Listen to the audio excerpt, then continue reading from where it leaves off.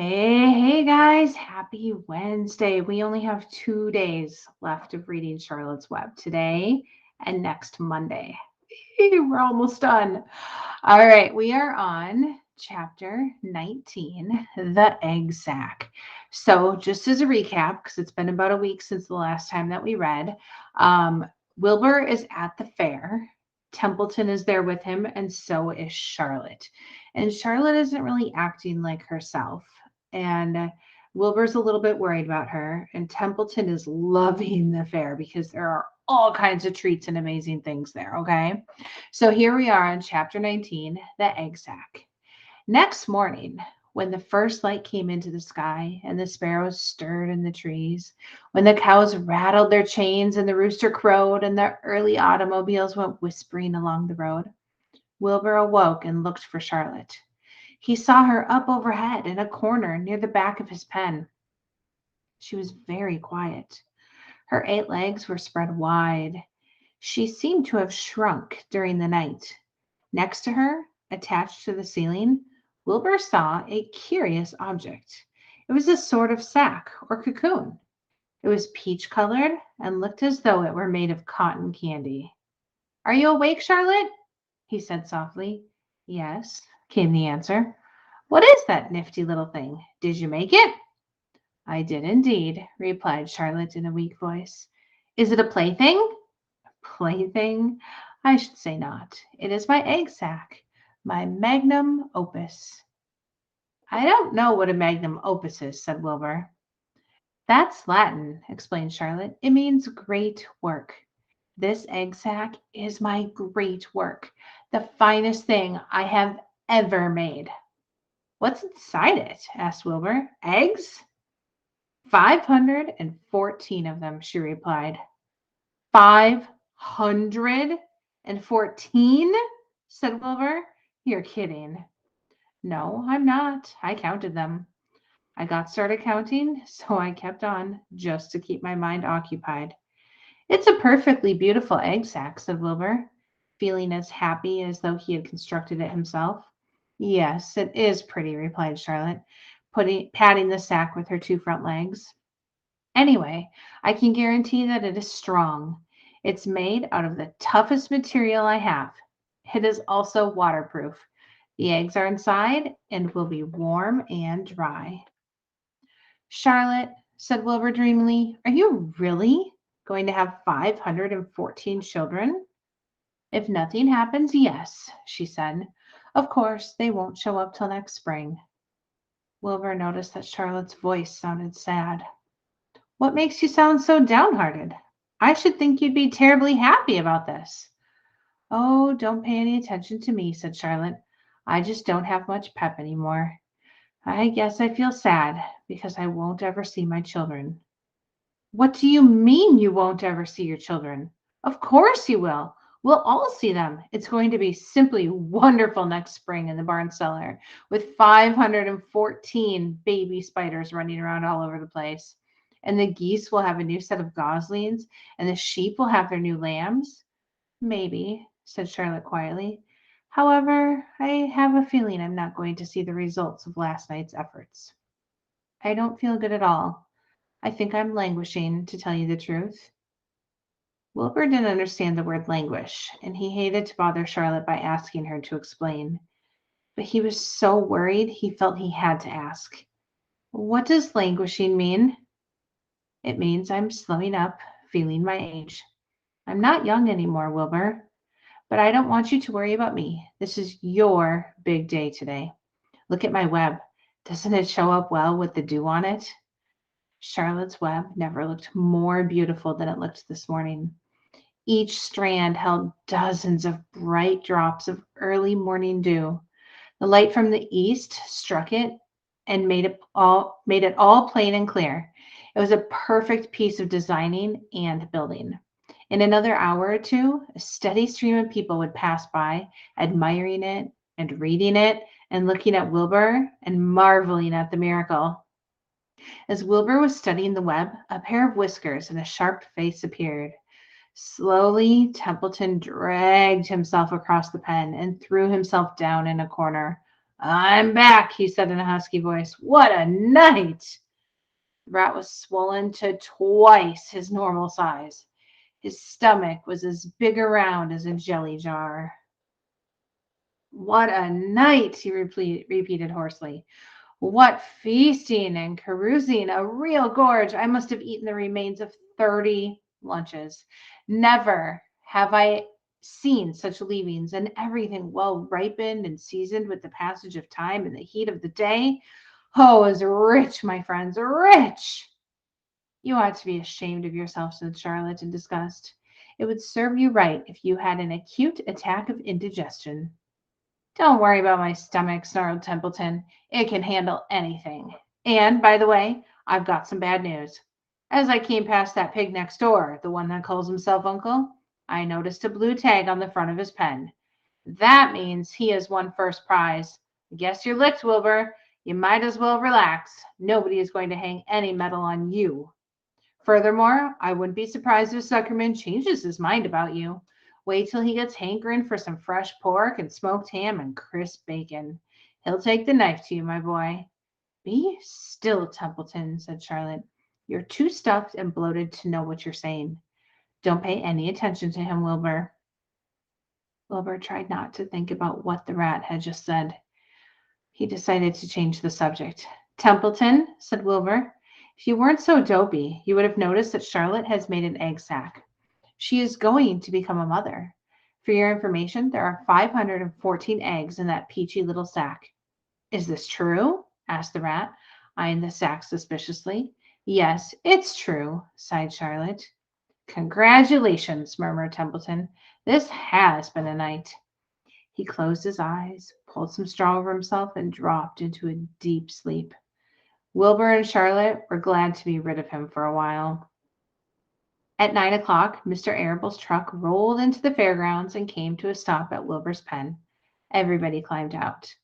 Look, cried Fern. Look at Charlotte's web. Look what it says. The grown-ups and the children joined hands and stood there, studying the new sign. Humble, said Mr. Zuckerman. Now, isn't that just the word for Wilbur? Everyone rejoiced to find that the miracle of the web had been repeated. Wilbur gazed up lovingly into their faces. He looked very humble and very grateful. Fern winked at Charlotte. Lurvy soon got busy. He poured a bucket of warm slops in the trough, and while Wilbur ate his breakfast, Lurvy scratched him gently with a smooth stick. Wait a minute, cried Avery. Look at this. He pointed to the blue tag on Uncle's pen. This pig has won first prize already. The Zuckermans and the Arables stared at the tag. Mrs. Zuckerman began to cry. Nobody said a word. They just stared at the tag. Then they stared at Uncle. Then they stared at the tag again. Lurvy took out an enormous handkerchief and blew his nose very loud. So loud, in fact, that the noise was heard by stable boys over at the horse barn. Can I have some money? Asked Fern. I want to go out on the midway. You stay right where you are, said her mother. Tears came to Fern's eyes. What's everybody crying about? Asked Mr. Zuckerman. Let's get busy. Edith, bring the buttermilk. Mrs. Zuckerman wiped her eyes with her handkerchief. She went to the truck and came back with a gallon jar of buttermilk. Bath time, said Zuckerman cheerfully. He and Mrs. Zuckerman and Avery climbed into Wilbur's pen. Avery slowly poured buttermilk on Wilbur's head and back, and as it trickled down his sides and cheeks, Mr. and Mrs. Zuckerman rubbed it into his hair and skin. Passersby stopped to watch. Pretty soon, quite a crowd had gathered. Wilbur grew beautifully white and smooth. The morning sun shone through his pink ears. He isn't as big as that pig next door, remarked one bystander, but he's cleaner. That's what I like. So do I, said another man. He's humble too, said a woman, reading the sign on the web. Everybody who visited the pig pen had a good word to say about Wilbur. Everyone admired the web. And of course, nobody noticed Charlotte. Suddenly, a voice was heard on the loudspeaker. Attention, please, it said. Will Mr. Homer Zuckerman bring his famous pig to the judge's booth in front of the grandstand? A special award will be made there in 20 minutes. Everyone is invited to attend.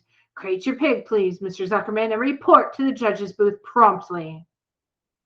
For a moment after this announcement, the Arables and the Zuckermans were unable to speak or move.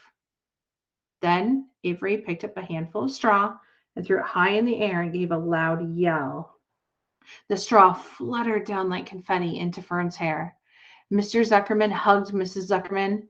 Mr. Arable kissed Mrs. Arable. Avery kissed Wilbur. Larrabee shook hands with everybody. Fern hugged her mother. Avery hugged Fern. Mrs. Arable hugged Mrs. Zuckerman. Up overhead in the shadows of the ceiling, Charlotte crouched unseen, her front legs encircling her egg sac. Her heart was not beating as strongly as usual, and she felt weary and old. But she was sure at last that she had saved Wilbur's life, and she felt peaceful and contented. "We have no time to lose," shouted Mr. Zuckerman. "Larrabee, help with the crate." "Can I have some money?" asked Fern. "You wait," said Mrs. Arable. "Can't you see everybody is busy?" "Put that empty buttermilk jar into the truck," commanded Mr. Arable. Avery grabbed the jar and rushed it to the truck. "Does my hair look all right?" asked Mrs. Zuckerman. "Looks fine," snapped Mr. Zuckerman as he and Larrabee set the crate down in front of Wilbur. "You didn't even look at my hair," said Mrs. Zuckerman. "You're all right, Edith," said Mrs. Arable. "Just keep calm." Templeton, asleep in the straw, heard the commotion and awoke. He didn't know exactly what was going on, but when he saw the men shoving Wilbur into the crate, he made up his mind to go along. He watched his chance, and when no one was looking, he crept into the crate and buried himself in the straw at the bottom. "All ready, boys!" cried Mr. Zuckerman. "Let's go!" He and Mr. Arable and Larrabee and Avery grabbed the crate and boosted it over the side of the pen and up into the truck. Fern jumped aboard and sat on top of the crate. She still had straw in her hair and looked very pretty and excited. Mr. Arable started the motor. Everyone climbed in, and off they drove to the judge's booth in front of the grandstand. As they passed the Ferris wheel, Fern gazed up at it and wished she were in the topmost car with Henry Fussy at her side. Chapter 20, The Hour of Triumph. "Special announcement," said the loudspeaker in a pompous voice. "The management of the fair takes great pleasure in presenting Mr. Homer L. Zuckerman and his famous pig. The truck bearing this extraordinary animal is now approaching the infield. Kindly stand back and give the truck room to proceed. In a few moments, the pig will be unloaded in the special judging ring in front of the grandstand, where a special award will be made. Will the crowd please make way and let the truck pass? Thank you." Wilbur trembled when he heard this speech. He felt happy, but dizzy. The truck crept along slowly in low speed. Crowds of people surrounded it, and Mr. Arable had to drive very carefully in order not to run over anybody. At last, he managed to reach the judge's stand. Avery jumped out and lowered the tailgate. "Oh, I'm scared to death," whispered Mrs. Zuckerman. "Hundreds of people are looking at us." "Cheer up," replied Mrs. Arable. "This is fun." "Unload your pig, please," said the loudspeaker. "All together now, boys," said Mr. Zuckerman. Several men stepped forward from the crowd to help lift the crate. Avery was the busiest helper of all. "Tuck your shirt in, Avery," cried Mrs. Zuckerman, "and tighten your belt. Your pants are coming down." "Can't you see I'm busy?" replied Avery in disgust. "Look!" cried Fern, pointing. "There's Henry." "Don't shout, Fern," said her mother, "and don't point." "Can't I please have some money?" asked Fern. "Henry invited me to go on the Ferris wheel again, only I don't think he has any money left. He ran out of money." Mrs. Arable opened her handbag. "Here," she said. "Here's 40 cents. Now don't get lost, and be back at our regular meeting place by the pig pen very soon." Fern raced off, ducking and dodging through the crowd in search of Henry. The Zuckerman pig is now being taken from his crate," boomed the voice of the loudspeaker. "Stand by for an announcement." Templeton crouched under the straw at the bottom of the crate. What a lot of nonsense," muttered the rat. "What a lot of fuss about nothing." Over in the pig pen, silent and alone, Charlotte rested. Her two front legs embraced the egg sack. Charlotte could hear everything that was said on the loudspeaker. The words gave her courage. This was her hour of triumph. As Wilbur came out of the crate, the crowd clapped and cheered. Mr. Zuckerman took off his cap and bowed. Lurvy pulled his big handkerchief from his pocket and wiped the sweat from the back of his neck. Avery knelt in the dirt by Wilbur's side, busily stroking him and showing off. Mrs. Zuckerman and Mrs. Arable stood on the running board of the truck. "Ladies and gentlemen," said the loudspeaker, "we now present Mr. Homer L. Zuckerman's distinguished pig. The fame of this unique animal has spread to the far corners of the earth, attracting many valuable tourists to our great state. Many of you will recall that never-to-be-forgotten day last summer when the writing appeared mysteriously on the spider's web in Mr. Zuckerman's barn, calling the attention of all and sundry to the fact that this pig was completely out of the ordinary. This miracle has never been fully explained, although learned men have visited the Zuckerman pig pen to study and observe the phenomenon. In the last analysis, we simply know that we are dealing with supernatural forces here, and we should all feel proud and grateful. In the words of the spider's web, ladies and gentlemen, this is some pig." Wilbur blushed.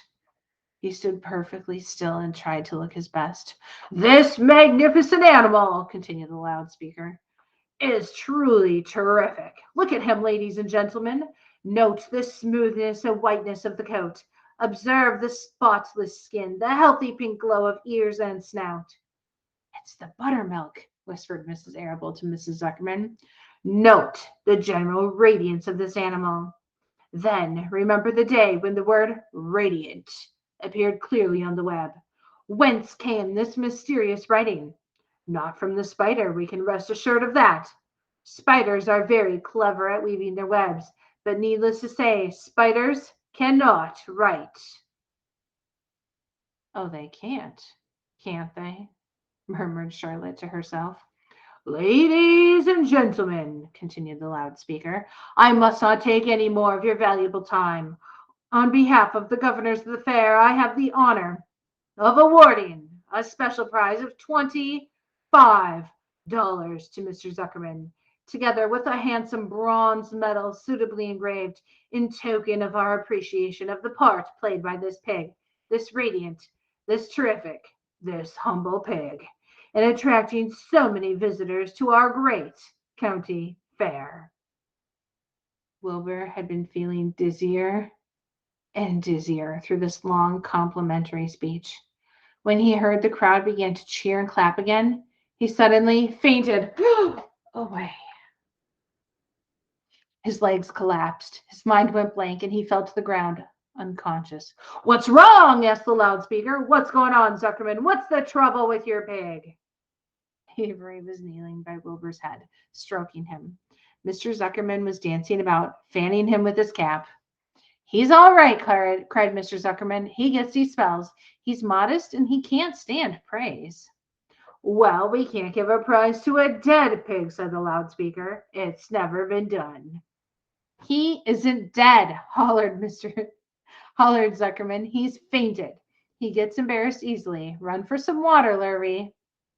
Lurvy sprang from the judge's ring and disappeared. Templeton poked his head from the straw.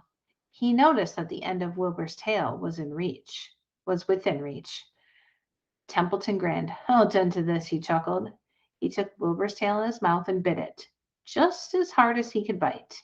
The pain revived Wilbur. In a flash, he was back on his feet. "Ouch!" he screamed. "Hooray!" yelled the crowd. "He's up! The pig's up! Good work, Zuckerman! That's some pig!" Everyone was delighted. Mr. Zuckerman was the most pleased of all. He sighed with relief. Whew.